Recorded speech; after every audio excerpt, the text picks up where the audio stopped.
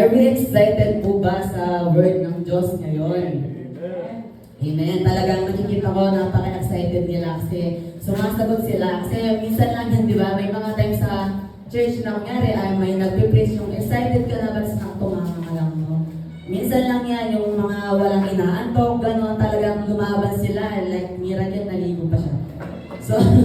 So ayan, alam niyo po ba na talaga bago ka tumayo sa harapan na to, marami kang munang pagdadaanan mo. Yung every time na naaatasan ka, bago ka makatungtong dyan, marami kang munang dadaanan. No? At alam niyo po ba, ang story na sasabihin ko ngayon, marami rin siyang pinagdaanan. Nandun lang siya sa isang bagay, pero ang dami niyang pinagdaanan doon. So, ang Bible verse ko po ay nasa Genesis 22 verse 1 to 19. Ayan. So, kung wala kayong dalang Bible ngayon, pwede niyo siyang in-notes, tapos kauwi niyo, basahin niyo siya, no? So, Genesis 22 verse 1 to 19. Sino dito familiar siya sa story ni Abraham at Isaac? Meron po ba? Story ni Abraham at Isaac. Ayan. So, mababasa natin siya sa Genesis 22 verse 1 to 19. So, babasahin ko po siya.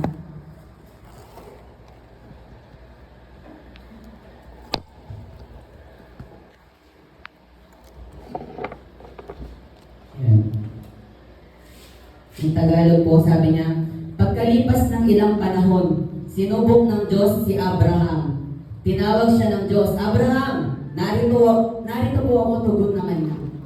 Sabi sa kanya, isama mo ang kaisa-isa at pinakamamahal mong anak na si Isaac at magpunta kayo sa lupain ng Moriah. Umakyat kayo sa bundok na ituturo ko sa iyo at ihandog mo siya sa akin. Sinabi sa kanya, kinabukasan, maagang bumangon si Abraham at nagsibak ng kahoy na gagamitin panggatong sa handog na susunugin.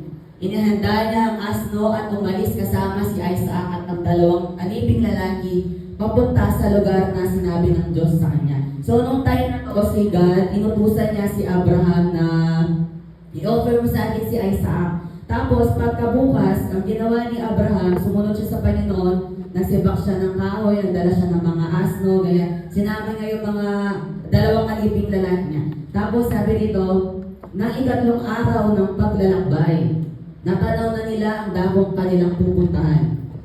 Kaya sinabi ni Abraham sa kanyang mga alipin, bantayan ninyo rito ang asno at kami na lamang ng bata ang aakyat sa bundok. Sasamba kami sa damong roon at babalikan namin kayo. So, ipinapasan ni Abraham kay Isaac ang kahoy na panggatong. So, habang bakit sila doon sa bundok na yon, pinadala niya kay Isaac yung mga dala niyang kahoy, yung mga panggatong. No, dala naman niya ang apoy at patalim at magkasama silang lumakad. So, habang si Isaac dala niya yung mga panggatong na kahoy, si Abraham dala niya yung patalim, paakyat sa bundok. Kasi nga, kailangan niya i-offer si Isaac. No?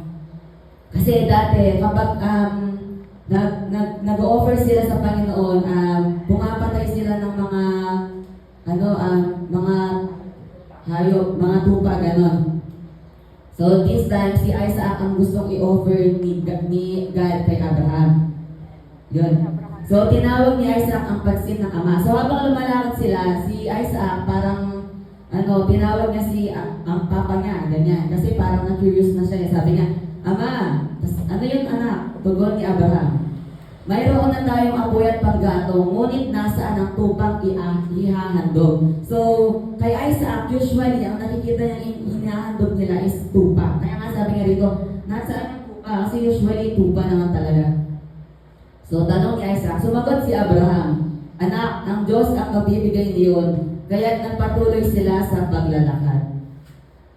Pagsapit nila sa lugar na itinuro ng Diyos, gumawa ng altar si Abraham, inayos niya sa ibabaw nito ang panggatong at inihiga si Isaac matapos gabusin. So, si Isaac ginapos niya, inihiga niya, no? So, nang sasaksakin na niya ang bata, tinawag siya ng anghel ni Yahweh at mula sa langit ay sinabi, Abraham, Abraham, narito po ako, sagot ni Abraham.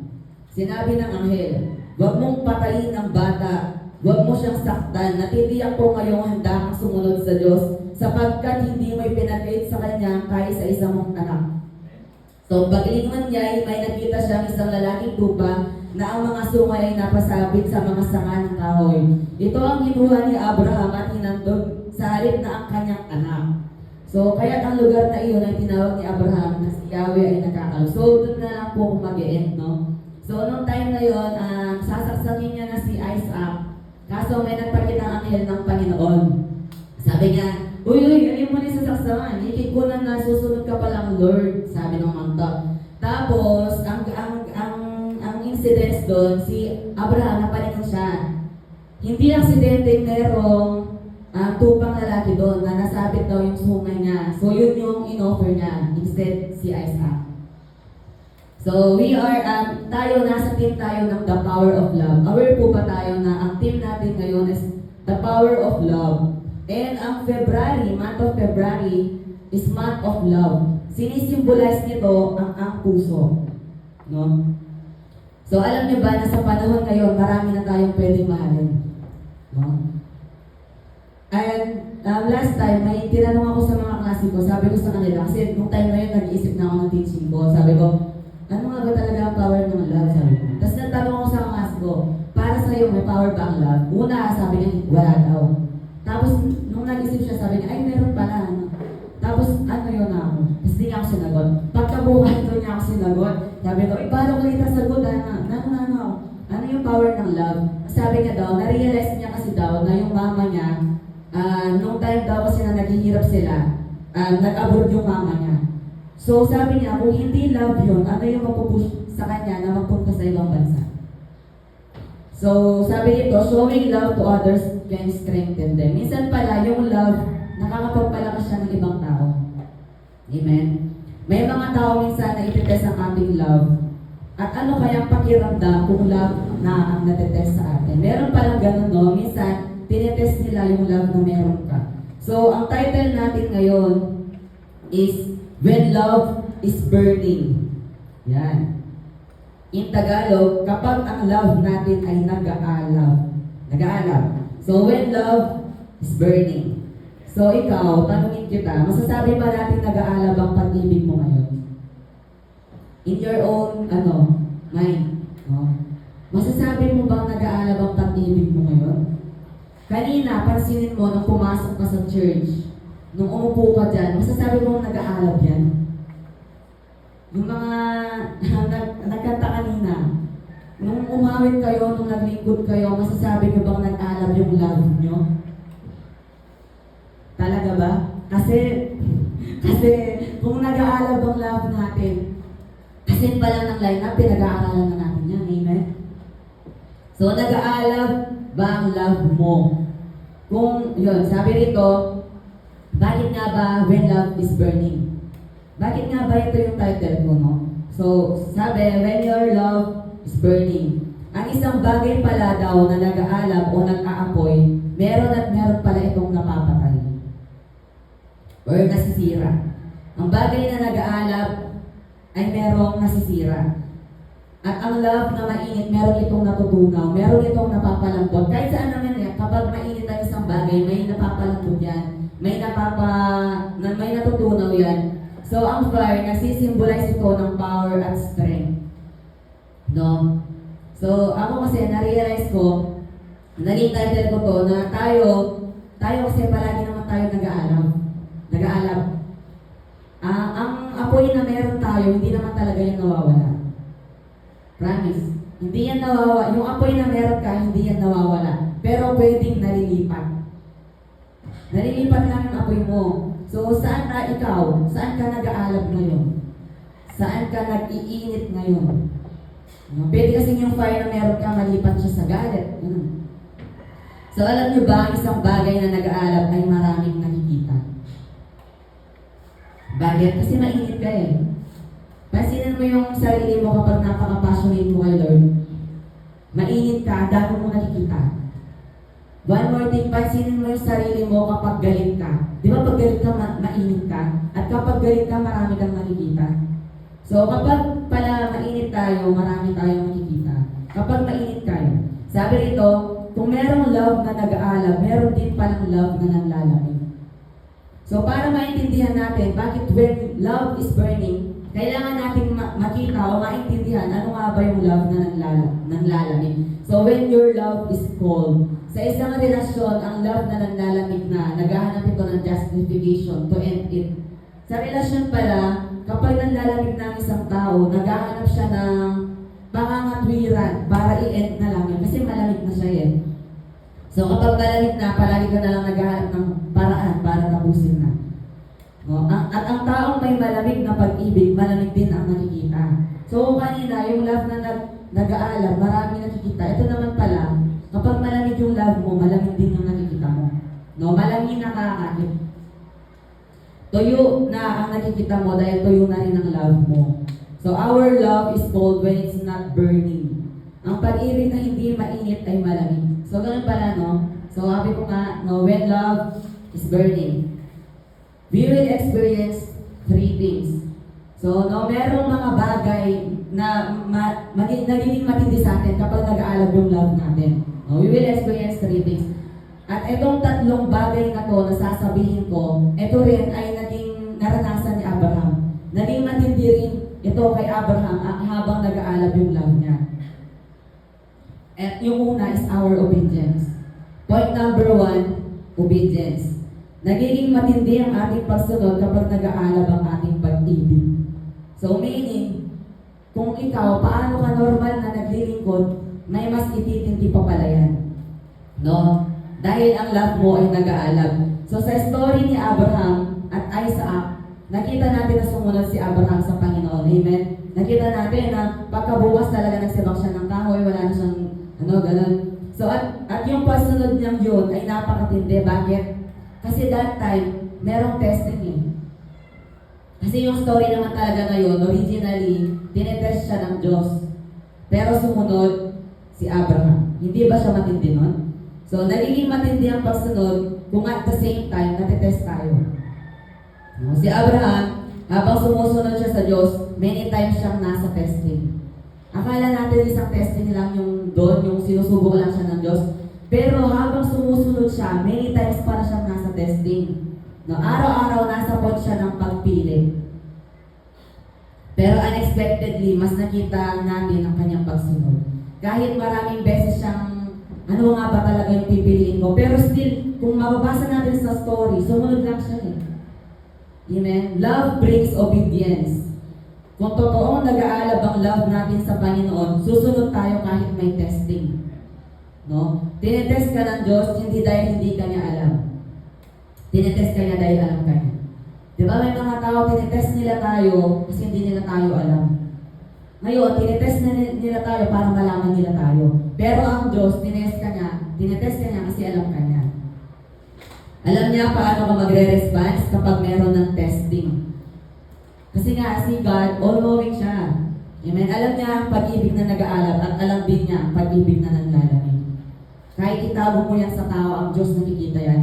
So, minsan, ganun talaga na kung kailan tayo nag-aalab, doon pa tayo mas nakakaranas ng testing. Doon pa tayo mas nakakaranas ng breaking. Amen? Si Abraham, na-test siya nung time na narinig niya ang boses ng Diyos. Pero alam niyo ba na mas na-test si Abraham nung time na narinig niya na ang boses ng anak niya? Sabi sa verse 6 to 8, ipinapasa ni Abraham kaya siya ang kahoy na panggatong, dala naman niya ang apoy at patalim. At magkasama silang lumakad. Tinawag ni Isaac ang pansin ng ama. Ama! Ano yun, anak? Tugon ni Abraham. Mayroon na tayong apoy at panggatong, ngunit nasaan ang tupang ihahandog? Tanong ni Isaac. Amen? So nakita natin dito si Isaac, nagtanong siya. No? Di niyo ba napansin? Sa kanina, the more na merong testing, the more na mas nagiging matindi ang pagsunod ni Abraham. Kasi kahit nagtatanong na yung anak niya, still napatuloy siya.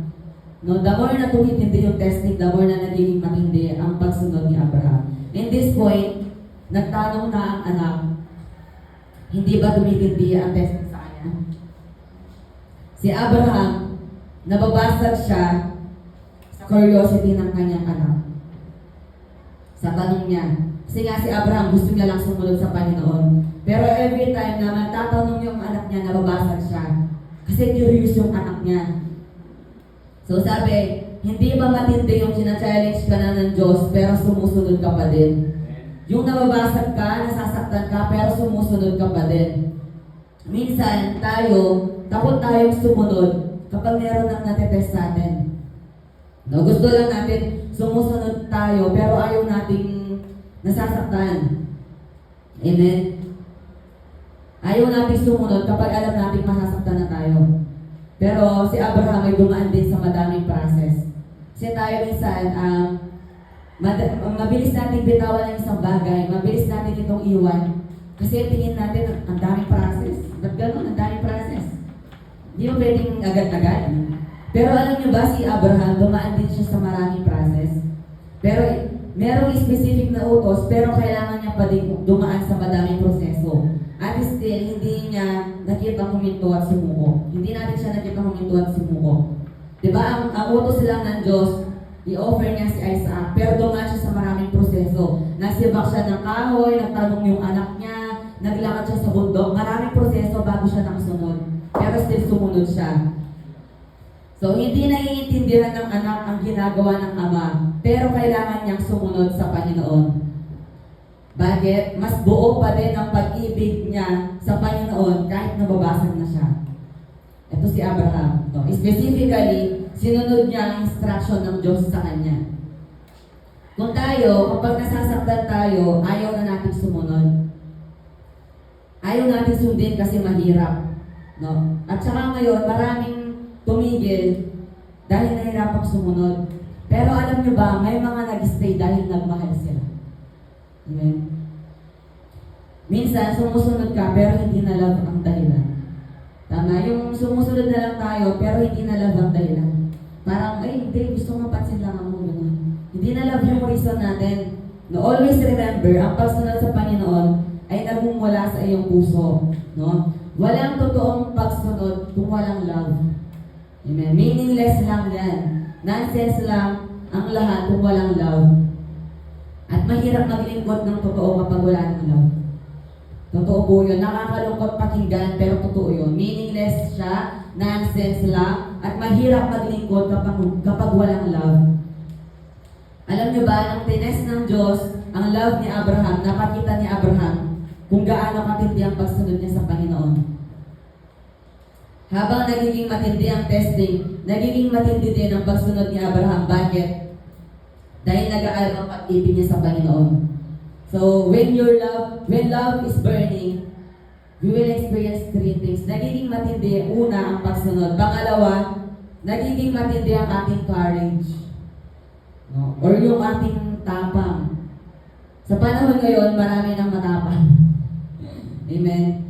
Yung sa bahay, may matapang dyan. Sa social media, may mga matapang. Sa classroom, may mga matapang. No? Alam niyo yung kahit saan dinadala yung student na to, lumalaban siya kasi matapang siya. No? Bakit? Bakit sila ganon? Kasi mahal nila yung ginagawa nila. Matapang sila kasi mahal nila yung ginagawa nila. Merong love sa kanila.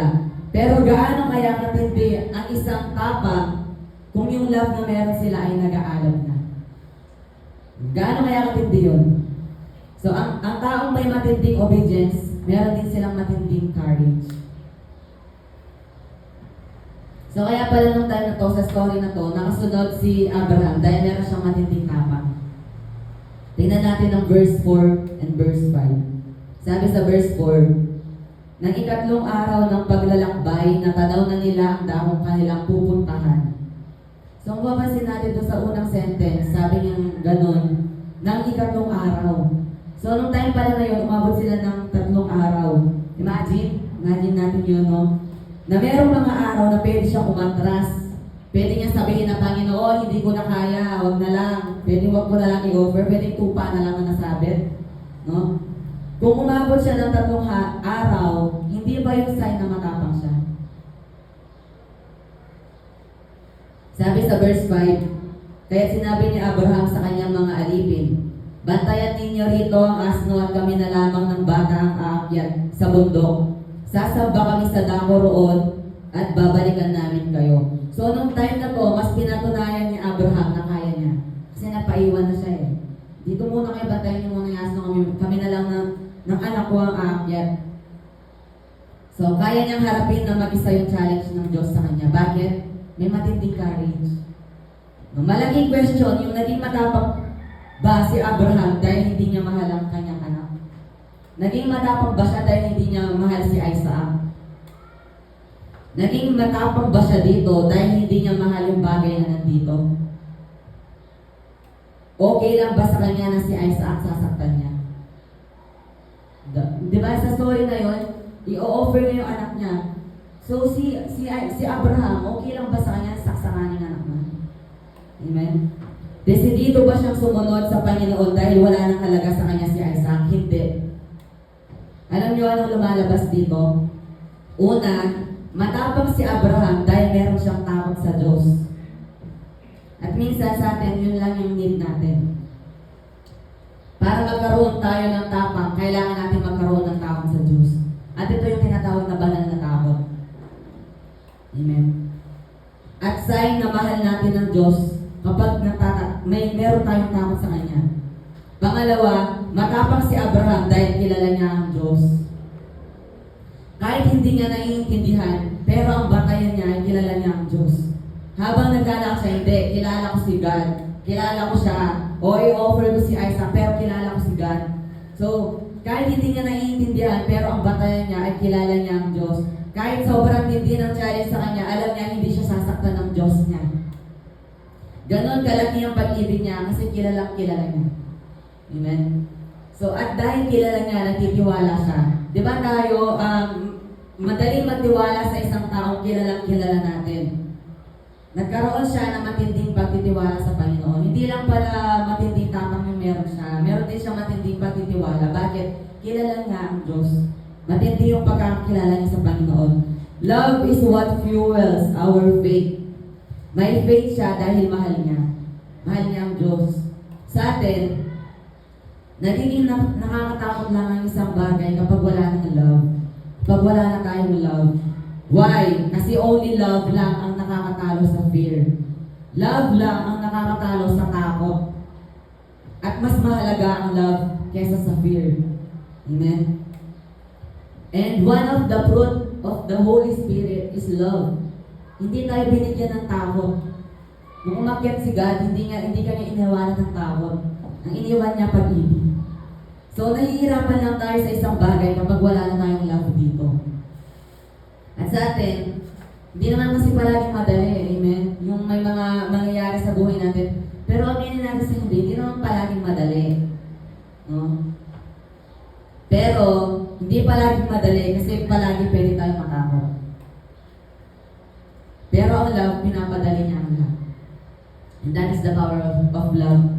Mahirap, hindi madali, pero dahil may love, nagiging madali. Nakakaya natin. Amen? Tayo, darating tayo sa puntong ililet go mo yung will mo para sa will ng Diyos. Meron ka mga bagay na mahal, pero tinitrain mo yung heart mo na hindi ito mahalin. Bakit? Kasi at the same time, tinitrain mo yung heart mo na si Lord lang ang mamahalin mo. Na tinitrain mo yung heart mo na mas mahalin lang ang Diyos.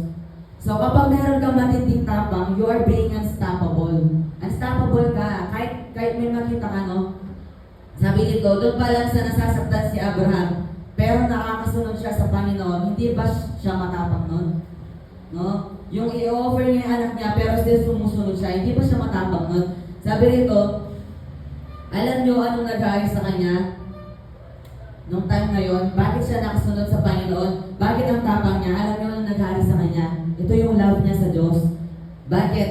Kasi ang nag-lead kay Abraham ay love, which is nag-aalab na love. Kaya nga ang title ko, When Love is Burning. No, nagiging matindi ang ating pagsunod, nagiging matindi ang ating courage. And point number 3, nagiging matindi ang ating sacrifice. So, sa story ni Abraham at Isaac, familiar tayo na itong story na to, talagang may sinacrifice si Abraham. Ito talaga yung kilala sa kanya. No, ang taong may matinding pagsunod, at matinding tapang, nagiging matindi din ang kanilang sinasacrifice. Sabi sa verse 2, ito, nag-English version na ako dito, sa NLT po, sabi niya, take your son, your only son, yes, Isaac, whom you love so much, and go to the land of Moriah. Go and sacrifice him as a burnt offering on one of the mountains which I will show you. Sabi niya gano'n, ibigay mo sa akin si Isaac na pinakamamahal mo. Amen? Gano'n kaya kasakit yun? So, sacrifice him as a burnt offering. Kailangan niyang i-sacrifice si Isaac as a burnt offering. Alam niyo anong ibig sabihin ng burnt offering? Nagsisimbolize ito ng total committed. Or ito yung nagsisimbolize na nasusurrender ka kay God. No? May sinusurrender ka sa Diyos. So, naging matindi ang sacrifice ni Abraham kasi at the same time, may sinusurrender siya. May sinusurrender siya sa Diyos. Whenever na may sinasacrifice tayo, meron din tayong sinusurrender. Sabi nito, sobrang tindi ng naging sacrifice dito ni Abraham. Bakit? Kasi masakit sa isang magulang, lalo na sa isang tatay, ang mawalan ng isang anak. Kasi ako po nasaksihan ko, nung time po na nawala si kuya ko, nung namatay si kuya ko. Si kuya ko yun, isa lang yung agwat namin, isang edad lang yung agwat namin. So, nung time na namatay si kuya ko, kasi nung time na yun, si papa ko yung kumuha sa kapatid ko dun sa tubig. Talagang nilokdown niya. Kasi sabi niya, Lord, kasi naghahanap kami nun si Ate Sing, may taon pa kaya tayo. So, nung time na yun, hinahanap namin ng kapatid namin, hindi namin nakikita. Ay ako dati kasi may nakakungulog. Ngayon lang ako tumapang. Dati mahina yung loob ko, naninimot lang ako agad. Tapos hinahanap namin yung kapatid namin. Tapos si papa ko, hanggang sa si papa ko, naganap na siya. Sabi niya, Lord, nasan yung anak ko? Hanggang sa sinabi, nag-reflect yung araw dun sa kapatid ko sa tubig. Doon niya nakita yung kapatid ko. So, pagkakuha niya, inahon niya yung kuya ko, tinaas niya kay Lord. So, nung time na to, hindi lang naman si papa ko yun pati sila mama ko. Kasi may time na talagang sinusurvive siya. So, nung time na pupunta na sila sa hospital, pupunta na sila doon, talaga napipray sila, Lord, hindi, buhayin niyo siya. Tapos nung nakita nila na wala nang talaga. So, doon nila sinabi na sige, sinusurrender ko na siya. At alam niyo ba, hindi lang naman doon nagtapos. Kasi nagka-trauma din si papa ko nung nawala yung kapatid namin. Kasi may mga times sa school noon na kailangan namin mag-swimming. Uy, swimming tayo, tara dyan tayo. Hindi ako makasama. Bakit? Kasi sobrang trauma ng tatay ko. Ayaw nila kami papag-swimming kasi na-trauma siya. Inisip niya mauulit lang ang lahat. Kasi gano'n lang nagagawa ng trauma. So, gano'n, no? Masakit sa isang magulang, lalo na sa isang tatay, ang mawalan ng isang anak. At gaano kaya kung mawawala yung anak mo at ikaw yung dahilan? Gaano kaya kasakit yun kay Abraham? Na mawawala siya kasi sasaksakin mo siya. Mawawala siya kasi ibibigay mo siya, isusurrender mo siya. Nung time na nakita nilang kinukuha na talaga siya ni Lord, sumuko na sila. Sila mama ko, sila papa ni si Abraham. Si mama ko, tsaka si papa ko. Nung time na sabi nila, kukuha na talaga Lord, tapos sabi nila, sige, let your will be done. So, binigay nila, sinurrender nila ang kapatid ko. Wow. So, katulad ni Abraham, nagawa niyang mag-sacrifice dahil mas malaki, mas matindi ang love niya sa Panginoon kaysa sa kahit kanino. So, nagawa niya yung pinakamatinding challenge sa kanya ng Panginoon. Sa sobrang love niya ang Panginoon, wala siyang naipagkait dito. Wala siyang kaya ipagkait sa Diyos, no? Hindi niya naipagkait kahit pa yung anak niya. So, ano ba nang hinihingi ng Panginoon sa'yo? Mabibigay mo lang yan ng buong-buo kung totoo mo siyang mahal. Amen? Sabi rito, mabibigay mo specifically kung ano ang gusto ng Diyos. At alam nyo ba, hindi lang si Abraham ang marunong mag-surrender, kundi pati ang kanyang anak. Kung makikita natin sa story, si Isaac, pwede siya magpumiglas. Alim mo gagabusa, men? Hindi ako mamamatay. Pwede siya magpumiglas sa papa niya, pero hindi niya ginawa. Hindi siya marunong siya mag-surrender. Bakit? Matututunan mo lang mahalin. Matututunan mong mahalin ang mahal ng tatay mo kapag mahal na mahal mo siya. Si Isaac, alam ni Isaac na mahal ni Abraham si God. Kaya natutunan ni Isaac na mahalin ang Diyos kasi mahal yun ng tatay niya. At dahil mahal ni Isaac si Abraham, minahal niya ang Diyos ni Abraham. Giving to God is a reflection of your heart. Ang pagbibigay sa Panginoon, nagre-reflect ito sa ating puso. Alam niyo ba kung anong ibig sabihin kapag sinabing surrender? Sabi rin sinesearch ako, sabi niya, surrender starts with the realization that everything we have isn't actually ours at all. Parang yung surrender pala, ito yung nare-realize mo na yung mga bagay na meron ako, ilan man ko, ano man ko, hindi mo sa akin. Kaya mo siya sinusurrender. And ang surrender is an active act of worship. Noong time na naging matindi ang kanyang sinacrifice, alam niyo ba na nagkaroon din siya ng matinding worship? Si Abraham, noong time na sinasacrifice niya si Isaac, nagkaroon siya ng matinding worship sa Panginoon. No? At isa sa mga matinding worship ay yung kapag may sinusurrender ka. No? Alam niyo, merong last time na nag-open sa akin, no? Nag-ministry lang siya. Tapos noong una, sabi niya lang sa akin, kailangan niya daw i-let go lahat. Tapos mga ilang araw, inaatake siya ng kaaway. Yung time na yun, sabi niya, i-let go na. So nakita namin doon na the more na may nile-let go ka, may gagawin ng kaaway para hindi mo na gawin. Bakit? Kasi nakakatakot ka eh. So, ang alam niyo ang ginawa niya, nagpa-sound siya ng worship song, nag-pray siya, nag-surrender siya kay Lord. Wala siyang ibang binanggit kundi yung pangalan ni Jesus. Talagang nag-surrender siya. Sa atin, madami may pinapasurrender ng Diyos dahil kita niya, hadlang ito sa iyo at sa Kanya. Sa relasyon ni Abraham at ng Diyos, hindi naging hadlang si Isaac, pero still, sinurrender niya. Di ba ang Diyos, may mga time na pinapasurrender ito sa atin kasi hadlang ito. Pero si Isaac, hadlang ba siya kay Abraham? Pero still, binigay ni Abraham. Still, binibigay niya. Sabi rito, gustong-gusto ng Panginoon ang isang bagay na nag-aapoy. At ito, yung worship na meron tayo. Madalas tayo, sinusurrender lang natin. Kapag alam natin, ay oo, nagiging hadlang nga, sige, isusurrender ko na. Pero alam niyo, si Abraham, hindi niya naman inisip na hadlang si Isaac. Pero dahil ito yung gusto ng Diyos, sinurrender niya. Wala siyang ibang gustong ibigay, kundi yung matinding worship niya. Sinurrender niya pa rin ang kanyang Isaac. At ano ang naging response ng Panginoon? Sabi sa verse 10 to 12, nang sasaksakin na niya ang bata, tinawag siya ng anghel ni Yahweh at mula sa langit ay sinabi, Abraham, Abraham, narito po ako, sagot ni Abraham.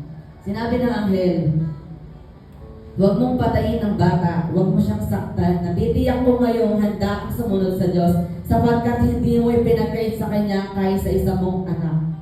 Amen? Ito yung naging response ng Panginoon kay Abraham. Nung time na isusurrender niya na si Isaac. Nung time na napatunayan ni Abraham kung gaano niya kamahal ang Diyos, pinatunayan din ito ng Diyos sa kanya. At the last moment, pinigilan siya ng Diyos. Hindi ba siya mahal ng Diyos? Isaac is Abraham's miracle son. Isang milagro si Isaac kay Abraham. Siya yung unexpectedly dumating. Unexpectedly si Isaac dumating sa buhay ni Abraham. Binigay ito ng Panginoon. Imagine, yung binigay siya sa'yo unexpectedly, pero kailangan mo siyang isurrender sa Panginoon unexpectedly rin. Amen? Ikaw ba kaya mo? Yung binigay niya yung promise niya, pero still kailangan mo ibigay ulit ito sa Panginoon. What if tayo, yung binigay niyang yan, kung ano man yung binigay ng Panginoon sa'yo, what if yung binigay niyang yan, matagal mo na siyang pinag-pray. Pero kailangan mo siyang ibalik sa Panginoon. bilang isang sacrifice na i-offer mo sa Kanya? Kaya mo ba? Yung katagal mo siyang pinaglalaban, no? Pero kailangan mo siyang surrender sa Panginoon. Yung every night and day, siya yung laman ng prayer mo. Yung every time na merong event sa church, siya yung pinaglalaban mo sa prayer mo. Pero unexpectedly, kailangan mo siyang surrender sa Diyos. Kaya mo? Sabi rito, si Abraham, buhay ng anak niya ang in-offer niya. Pero si Jesus, sarili niyang buhay ang in-offer niya, ang sinacrifice niya. Si Abraham, ginawa ngayon dahil mahal niya ang Panginoon. Pero si Jesus, ginawa ngayon hindi lang dahil sumusunod siya sa kanyang ama. Hindi lang dahil sa mahal niya ang kanyang ama, kundi dahil sa mahal ka din niya. Alam niyo anong mas nagharis sa kanila? Habang may sinasacrifice sila, si Abraham, si Jesus, alam niyo ano yung meron sa kanila? Ano yung nagharis sa kanila? Habang may sinasacrifice sila, meron silang love. Yung love na yun, nag-aalab siya na love. Kaya when your love is burning, nagiging matindi yung obedience mo, nagiging matindi yung courage mo, nagiging matindi yung sinasacrifice mo. Hindi ka natakot kasi nag-aalab na yung love mo. Marami kasi sa atin, nag-uumapaw yung takot natin. Amen? Sabi sa conclusion, what the world needs now is burning love. Ang kailangan ng mundo ngayon, nag-aalab na pag-ibig. Sometimes, the power you need is love, which is burning love. 1 Corinthians 16 verse 14. At anuman ang inyong gawin, gawin ninyo ng may pag-ibig. Kasi minsan, marami na tayong ginagawa, pero hindi na love ang reason natin.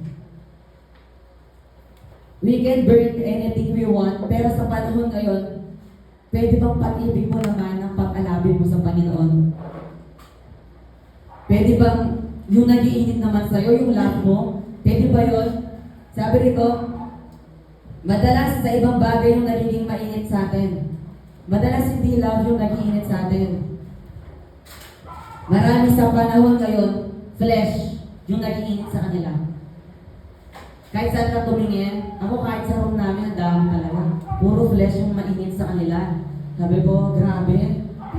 Grabe yung Christian life. Talagang hindi mo alam paano may paglalaban ng Panginoon. Kung nakapaligid ka araw-araw sa mga taong to, kung araw-araw nag-iinit yung flesh nila, yung kaharap mo sila, nag-holding hands sila, paano ka lalaban? Paano yun? Hindi ka ba nape-pressure kapag gano'n? Kung palaging nag-aalab sa mga buhay nila flesh, tayo, ano yung nag-iinit sa atin? Ano yung nag-aalab sa atin? Pag-ibig pa ba natin sa Panginoon? Sabi rito,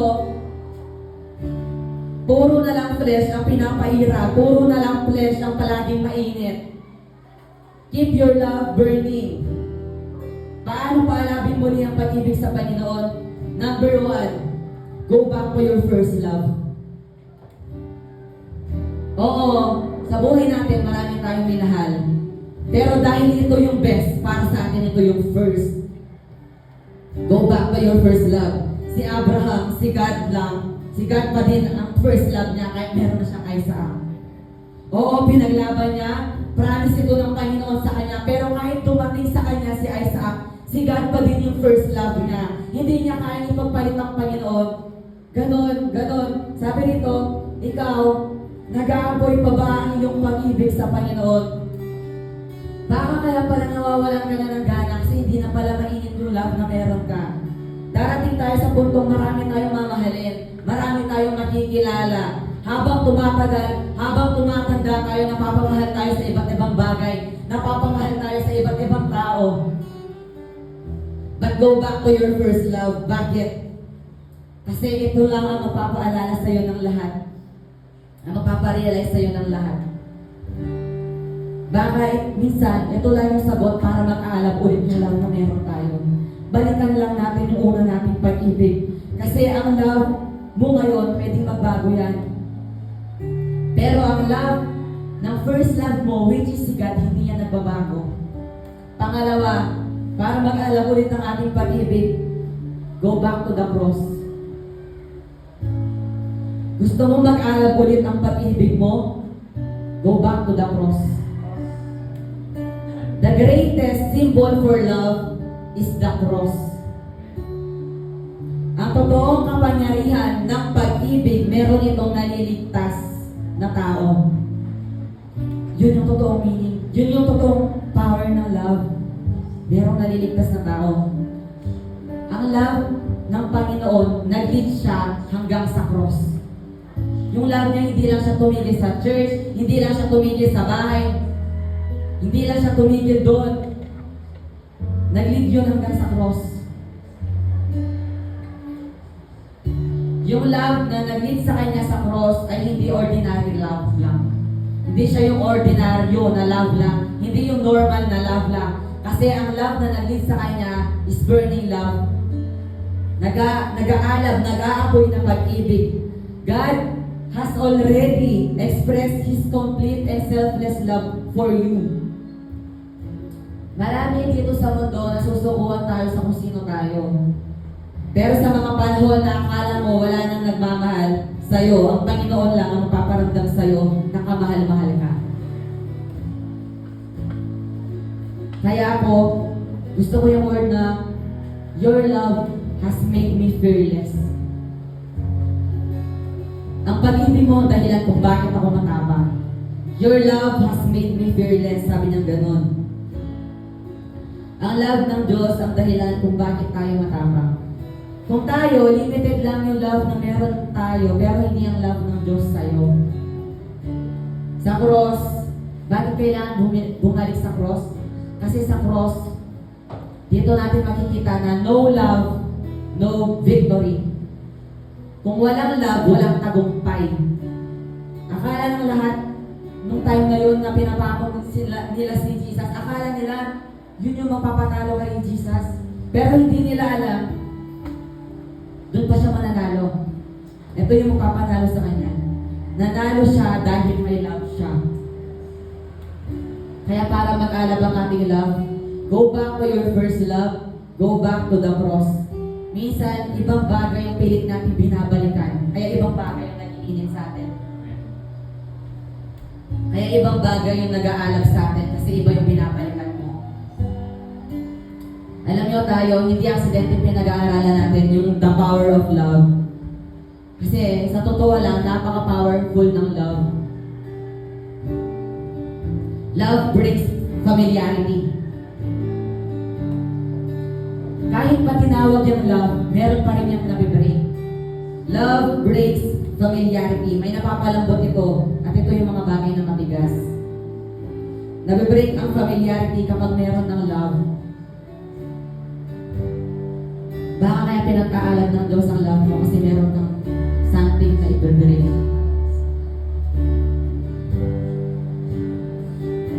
Minsan nagalit tayo sa church pero sumiyak na lang tayo. Lagi tayo nakadepende doon sa nakasanayan natin. But love breaks familiarity. Kailangan ma-break yung familiarity na meron ka. Saan ka man sanay ngayon? Nasanay ka na lang, hindi, ganito lang to, hindi. Love breaks familiarity. Kailangan mong i-break yan.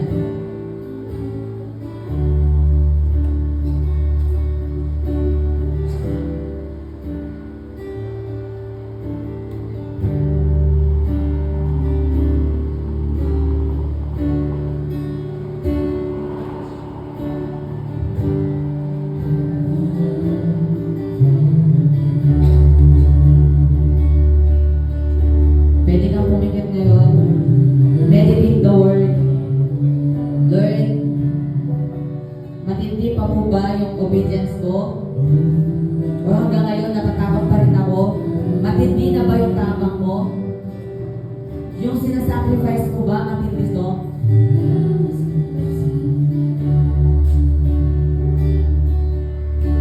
Come on. Kung nagkamali ka, pwede na bumawi ng mas matindi. Palagi, meron tayong chance na bumawi.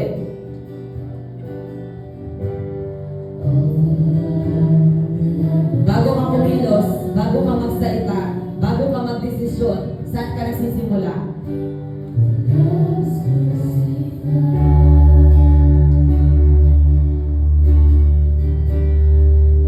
Kung susuriin lang ang ating puso, ano ang mas nilalaman nito? Mali ba na i-check minsan ng Panginoon ang puso mo?